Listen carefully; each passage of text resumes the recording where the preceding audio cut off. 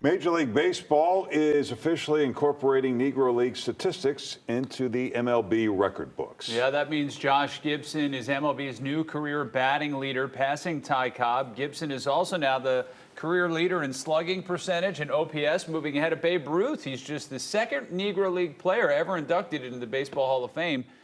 Joining us now to discuss more is Bob Kendrick, the president of the Negro Leagues Baseball Museum. Good morning.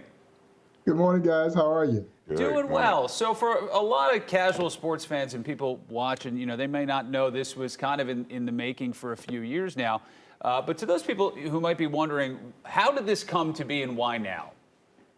Well, you may recall in December of 2020, while we're in the throes of COVID, Major League Baseball Commissioner Rob Manfred made a historic announcement, number one, that Major League Baseball was long last officially recognizing the Negro Leagues for certainly what we already knew it to be, a major league. And then that they would then recognize the statistics of the Negro Leagues and roll them into the annals of Major League Baseball history.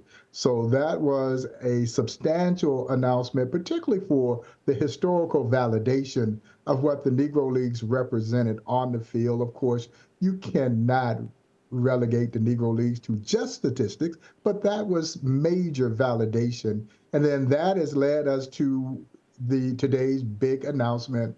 And thanks to all the Negro League historians and researchers who poured themselves into this project to help unearth all of this data to provide the quantitative data that was necessary to make this day happen.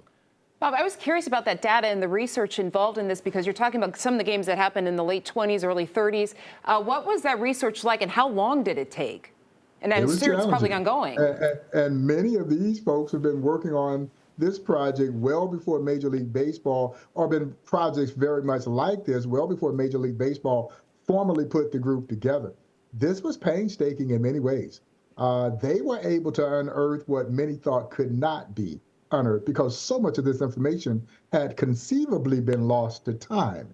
And these guys and women who are also participating in this, they went to work and worked very diligently to pull these numbers together.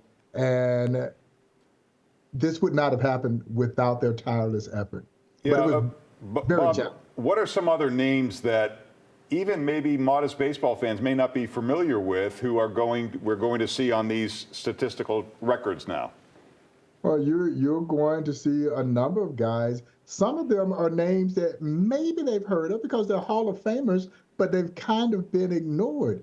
But the likes of Monty Irvin and Larry Doby, who spent a little bit more time in the Negro Leagues, their numbers will grow substantially because of how talented they were in the Negro Leagues. Jackie Robinson will get a few more hits added to his hit total, but you'll also see names like Bill Greason, who is still with us. He'll be 100 years young this year. He's down in Birmingham, and of course, we've got the big game in Birmingham on June 20th there at Rickwood Field.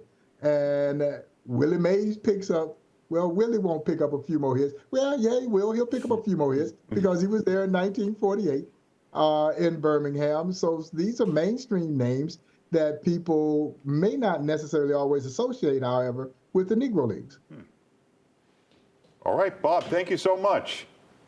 Guys, it's my pleasure. Thank you all so much for having me.